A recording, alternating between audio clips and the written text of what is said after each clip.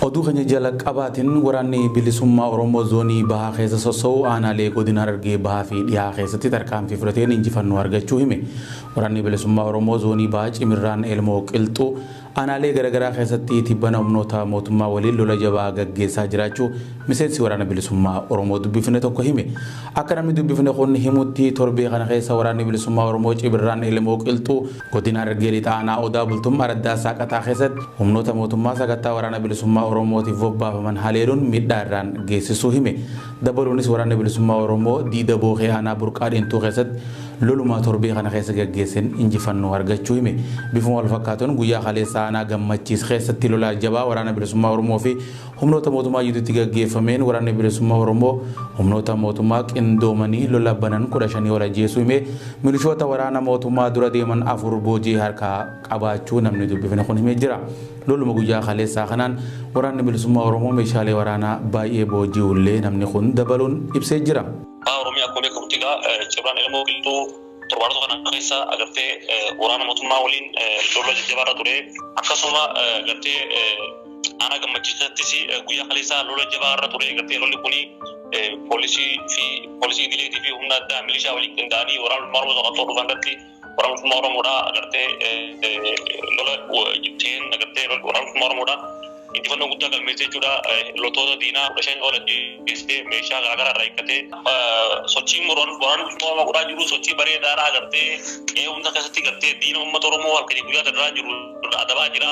Uummanni keenyaas agartee hanga danda'an agartee waraana kana bira dhaabbataa jiranii garuu hanqi kun gahaa miti agartee maaliif jennaan waraana mootummaa Oromoo lubbuu takkatti uummata kana hannaa jira. Uummanni kun agartee waraana kana bira bakka jirutti dhaabbatee waan danda'uun bishaaniin diinagdeedhaan nyaataan waan garaagaraatiin agartee bira dhaabbatee bakka waraana mootummaa Oromoo sochii hundatti gargaaruudhaa agartee wanni uummanni keenya godhaa jiruuti waan bareedaa garuu gahaa miti agartee kana caalaa godhuu qaba jechuudha. Maaliif jennaan waraanni kun waraana lubbuu isaa hannaa jiru kanaaf agartee wanti uummanni keenya godhaa jiru waan bareedaadha. Manni maree mirgoota namummaa dhaabbata mootummoota gamtoomanii koree sarbama mirgoota namummaa Itoophiyaa qoratu hundeesse. Manni maree mirgoota namummaa dhaabbata mootummoota gamtoomanii ibsa bitootessa 2022 baaseen sarbama mirgoota namummaa Itoophiyaa keessaa akka qoratuuf komishinii abbaa alangaa olaanoo mana murtii akka addunyaa kan turte Fatuu Beensuudaan hoogganamu muudee jira. Manni maree mirgoota namummaa dhaabbata mootummoota gamtoomanii ji'oota muraasa dura sarbama mirgoota namummaa Itoophiyaa keessatti qaamolee hundaan raawwataman qorachuuf komishiniin ekspertoota idil addunyaa haarayni akka hundaa'u sagalee caalmaan murteessee jira. Qorannoon akka gaggeeffamuuf murtee dabarfame kanas mootummaan Itoophiyaa akka hin fudhanne ibsee ture.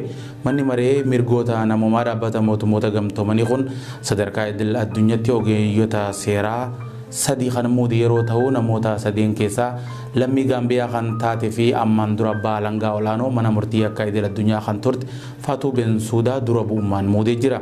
Dabaluunis miseensonni komishinichaa qorannoo kana keessatti muudaman lammii Keeniyaa kan taate Kaarii Beetii Marungii fi lammii Ameerikaa Isteefaan Raatnar akka ta'e dhaabbatichi ifoomseeti jira. Namoonni sadeenuu sadarkaa idil addunyaatti ogeeyyota seeraa ta'uu wajjin wal qabate muuxannoolee baroota dheeraa qabaniin komishinichaa akka hooggananiif muudamuu isaanii pirezidaantiin mana maree mirgoota namummaa UN ambaasaadar Federico Villegas beeksisaniiti jiran. Dhimma Jimaa Harargee irratti manguddoonni ijaaramanii godinoota Harargee lamaan irraa gara Finfinnee imalan ji'oota lamaaf qaama mootummaa isaan dubbisuu dhabuun Finfinnee keessatti rakkachaa jiraachuun himame. Akka gabaasan BBS Oromiyaa irraa gabaasetti manguddoonni ji'a lama caalaaf dhimma Jimaa Harargee irratti mootummaa waliin marii gaggeessuuf Finfinnee jiran haala rakkisaa keessatti argamu. Manguddoonni kanneen dhimma Jimaa Harargee kan uummanni oomishuu malee irraa hin fayyadamne kana waldaan ijaaramanii hojjechuuf mootummaa irraa hayyama fudhachuuf gara Finfinnee kan deeman yeroo ta'u qaama isaan dubbisuu dhabuu daran ija tuffiitiin ilaalamaa jiraachuu gabaasan BBS kun himee jira. Jimaan Harargee akka sadarkaa biyyattiitti sharafa biyya alaarraa kan galchaa jiru yeroo ta'u dhiyeenya kana muummichi ministeeraa Abiy Ahmed yaa'ii paarlamaa irratti galii Jimaarraa argatan ibseeti jira. Hooggantoonni waraanaa fi qondaalonni mootummaa naannoo Oromiyaa harka lafa jalaatiin daldala Jimaa keessaa harkaa waan qabaniif manguddoota ummaticha bakka bu'anii hayyama Jimaa baasuuf mootummaa gaafatan kana karaa garaagaraatiin abdii kutachiisaa jiraachuu odeessi nugaa jiru ni saaxila. Kana malees abbootii qabeenyaa aanaalee godinoota Harargee irraa manguddoota Finfinnee jiran quba qaban qaamota nageenyaatiin doorsifamaa jiraachuu gabaasan BBS kun himee jira. Karena kita tuh lima dal jima ilagde ona din ona carcar akan kalau biumpan kita boleh tiba boda mutumma biyetida hanku pada bina motor rupa dikatakan moda pilih mutumma dal jajiran hanu manni kayaknya bisa cuma le anggaran tanah norin anggaman tanah milal rademan hagaman tanah tukana galan hagaman tanah dan di dabani garren di kana kaita di jirenya bine tumara jajiran hanammo itu boleh tapi dinagdi motumma dinagdi na motor rupa gudada ayara hade hanga makinale turba ni jirja jiruti oluda manguddo kenya jaramani akasuma itu hombanna yohan anniya fi afran kallorra walitti dabalamanii finfinnee eegalufanii ji'a lama lakkoofsanii kan jiran hayyoon gaafii manguddootaati mootummaa gaafachuu kanaa daldalli jimaadhaa ummata Oromoo Harargeedhaan tasa tokkollee fayyadeeti hin jiru yoo miidhuu taate malee namoonni dhimma kana falman hedduun garaa bineensatti nyaadamee ajjeefameeti jira akkuma yaadatamu Maammed Amin Siraaj kanaan dura sababni inni waraabessi nyaateetis sababa daldala jimaatii ta'uun isaa beekamaadha. Manguddoon ammoo wanticha kana ammoo akka ummata keenya harkatti deebi'ee faayidaa ummanni keenya irraa jedhamee faayidaa ummanni keenya diinagdee kana keessa ittiin olee ittiin ilmaan isaa guddifatee ittiin jiraatu godhuudha.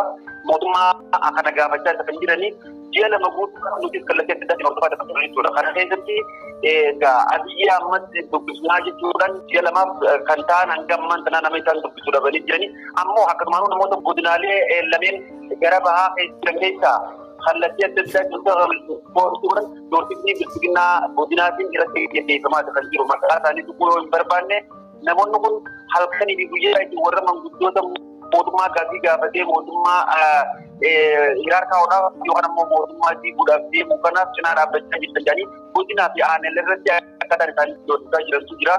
Egaa haga amma waa'ee manguddoota kanaaf gaafannee isa kan jirru mootummaan hanga ammaa kanaan dubbifne dhimmichi dhimma jabaadhaa waan ta'eef haga ammaa ji'a lama guutuudhaaf nuti dhumee malee abdiin kutannu haga dhugaa keenya argannu yoommoo dhugaa keenya hin arganne ibduu bakka deebineeti dhimmicha mootummaan waan kennii bobbee hin galle godhuu dandeenyaa kan jedhan ejjennoo manguddoota kanaati.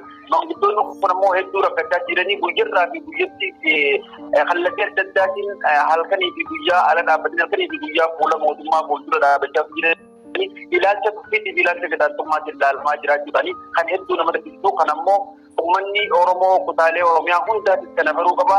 Ummanni keenya kanneen kutaa gara baha Oromiyaadhaa ilmaan shanan bareeddumas dabalatee akkasuma ona iddoo akkasuma Anniyyaa fi Afran Qallootiin danda'ee kanarratti ejjennoo qabu gama tokkotti deeffachuun isaa haala isa asaanu malee yookaan ammoo furmaanni biraa akka jirredha. Gammatti gara mootummaatiin wanni dubbatamee hin jiru waan ta'eef jechuudha.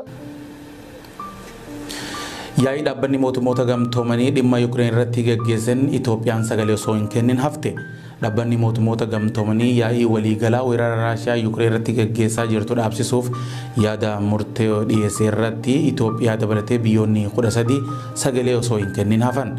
Dhaabbanni mootummoota gamtoomanii waggoota 40 booda yeroo jalqabaatiif yaa'ii isaa yaada murtee Raashiyaa ugguru roobii kaleessaa sagalee caalmaan raggaasisee jira.